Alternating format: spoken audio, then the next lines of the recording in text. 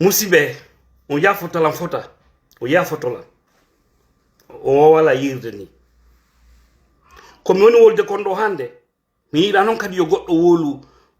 ɓinnano awdano ka wol he potto ko haka dimbal mi faala andinde ɗo kala mosiɓɓe kala faalaɗo gayntade vidéo on déjà ɗo gandi ino logo makko dow komi addiri ɗum ɗo ko par ce que mi yewtino sifa nde yewtere ɗo neeɓi mi haalino ɗo minni ko bere créen ɗo mojobere nde andanɗa hoorema ko yimɓe sifa ɓe darotoɓe ɗo yenna yimɓe nene yenna yimɓe baaba hara koko alda e dalila e fus yimɓe ɓe ƴettimmi ɗo nono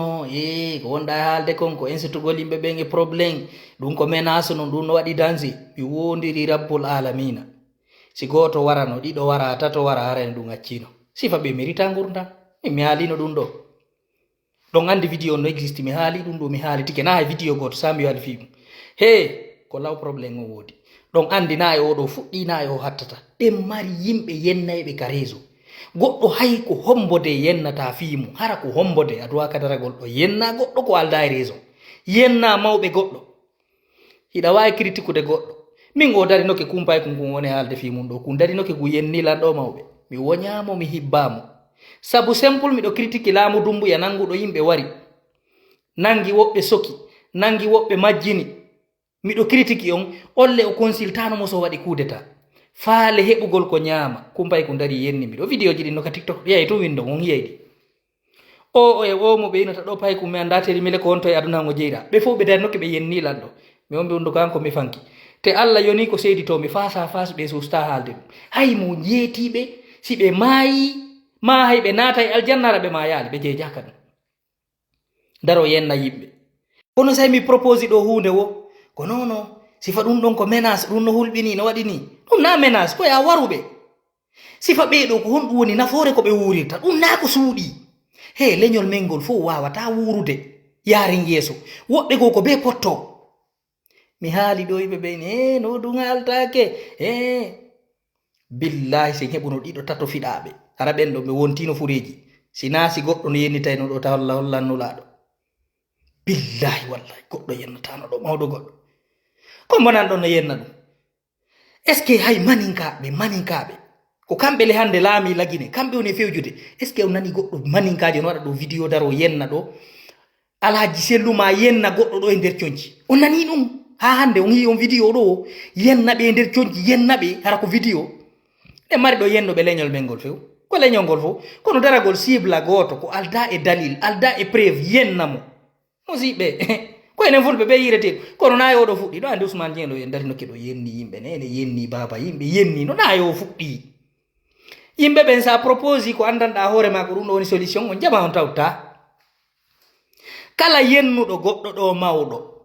yennuɗo debbo darotoɓe ɗo ɗe mari ɗo dongal waɗa ɓe tiktok to yenna rewɓe haalaji min ko si mi yi ko mbuloken feƴƴa kono ɗum accinay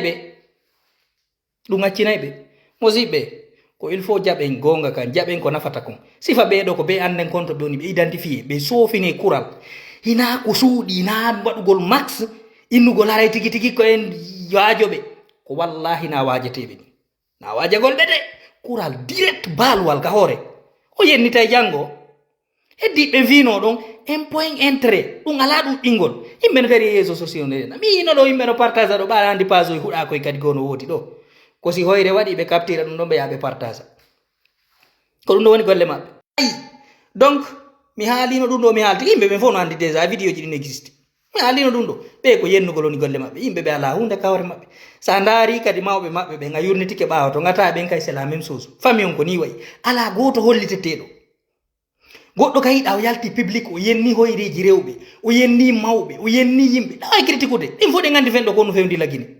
no wodi wonɓe wadde toon bone kono critique on ti ko nayi num kono yaltayɗo ɗo yenna mawɗo goɗɗo alaji sellu kan ka fuɗɗano yennede 2010 ha joni hiɓe yennede wisi ɓe trouvata solution hiɓe seliri ni o yettumana ɓengu maɓɓe yiɗen ɗo no ƴawa ka live yennay ɓe ɓengu maɓɓe na ɓen yiɗen no ƴawa ton no enan naɓiti piiji ɗin ko enen woni newde probléme ji ɗi tawi daɓɓitu ko woɗɗi ko enen neyi nani si metti goɗɗo yafoto solution o mi propose no goto jaɓade muññoɗen ɓe yenna e nene baba ñande fottuɗen wo min ñande miɓe feere wo feere ande min tumi yottoto ñande mi feere o billa mi yottoto a yennata ala mawɓe mi wo ñama mi hibbama mi ñawlakima waɗa vidéo mi heɓa possibilité yottagol mami ronka yottade sina ɗum ta Allah hokkan aljanna makko billahi wallahi si mi heɓi moyndere yottagol mi yottoto par ce que mi ñawlakima mi forsa goɗɗo yo ndara aduwa kala yennude mawɓe mi ganana Allah yenna ɗo mawɓe goɗɗo mi critique kay woni te kadi en fof ɗen andi ko on ɗum fewndi ka meɗen c'est ça